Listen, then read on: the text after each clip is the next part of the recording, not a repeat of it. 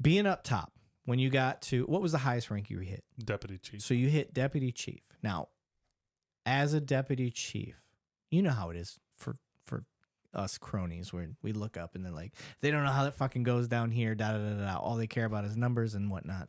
Right. So from a guy that was in the streets and did proactive police work, did you lose touch with that? And what would you tell the guys like me that have not seen that window?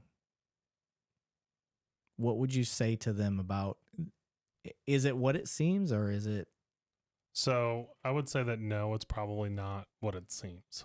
Okay. And here's a couple of misconceptions. So I remember I would have academy classmates, right? You make it this far in life, and now all of a sudden everyone wants a favor. Right. It's like being in a poor neighborhood and winning the lottery. Everybody comes to you for a check. Right. And I remember thinking to myself, I am more than happy to help you. Like, I had a particular guy I went to the academy with reach out to me several times for assignment move, right? Like, can you get me to this place?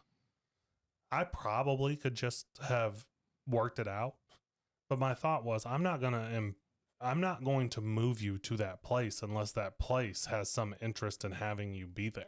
Right. So I think that's worth noting. Just because you're friends with a particular deputy chief or assistant chief or chief of police, that doesn't automatically give you the right to think that they're just going to do a thing for you. Like, especially around transfer stuff and stuff like that. I had never done it that way. Like, I had kind of either worked it out with where I wanted to go or interviewed for jobs that I wanted. You know, sometimes they'd have interviews for what I had never just called like someone and said, will you move me to this thing? And I thought that was kind of wrong. The other one that used to come up a lot is, and this is really worth noting, I think this occurs at most agencies, I made suggestions as a deputy chief.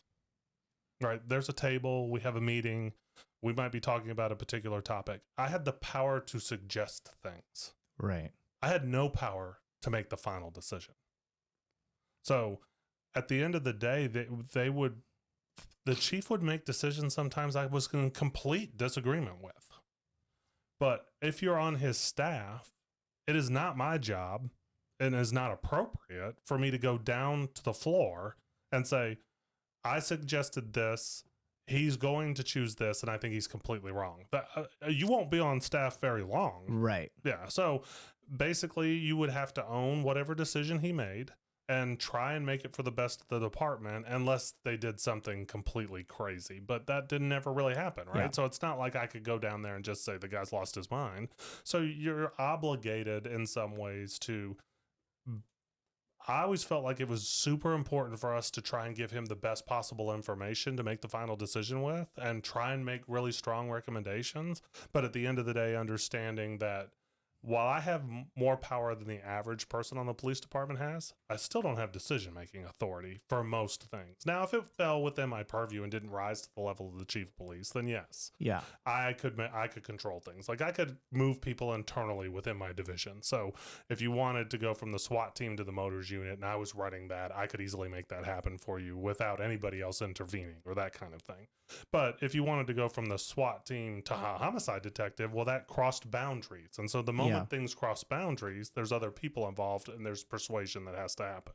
Yeah. So it's just kind of understanding that as deputy chiefs, we have to have relationships where we get along with each other, and we're not always going to agree, right? It's 4 to 6 diverse people, depending on agency, that large agency, that may have differing opinions, from both the assistant chief and the chief of police. So it's a room, it's like a mini Congress, right? You're trying to get consensus around an idea, and then once the plan is in place, everyone really needs to support that. And I really don't think line troops understand that.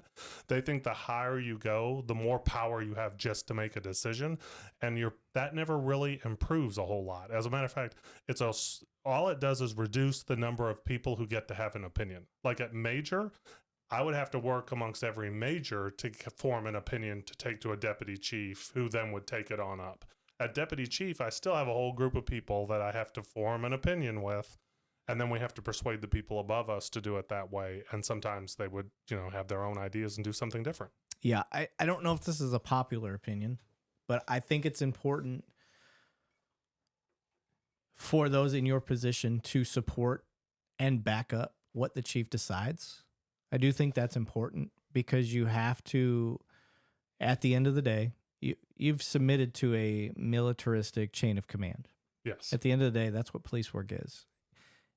And you cannot have disorder and disagreement amongst the ranks that high. No, I mean, pretty much the chief basically said, you can say anything you want in this room. Here. Anything. Yeah. But when we walk out of here and we've come to a decision, that's a decision. That's a decision. Absolutely. And I agree with that. That's not being a yes man. And the next thing is, it's not my place, nor is it appropriate. No one should ever complain down. Right. No. So if I had a candid conversation about something that happened in that room, like the chief has lost his mind. Yeah. I'm doing that with someone of my rank Or that's higher. a friend of mine or higher, yeah. right? I'm not, and that's a pretty limited pool now. So, I mean, you're down to 6 people total that are the equivalent or outrank you type deal. Yeah. I just never felt like it was appropriate. So what would happen is, you know, you'd have some detective go, the chief has lost his damn mind. And he thinks that you're going to agree with him. And then you're like a prick because you don't, because everybody else on the department holds his opinion about this particular decision, right? Yeah. Like it was wildly unpopular for some reason. I'm not going to be that guy.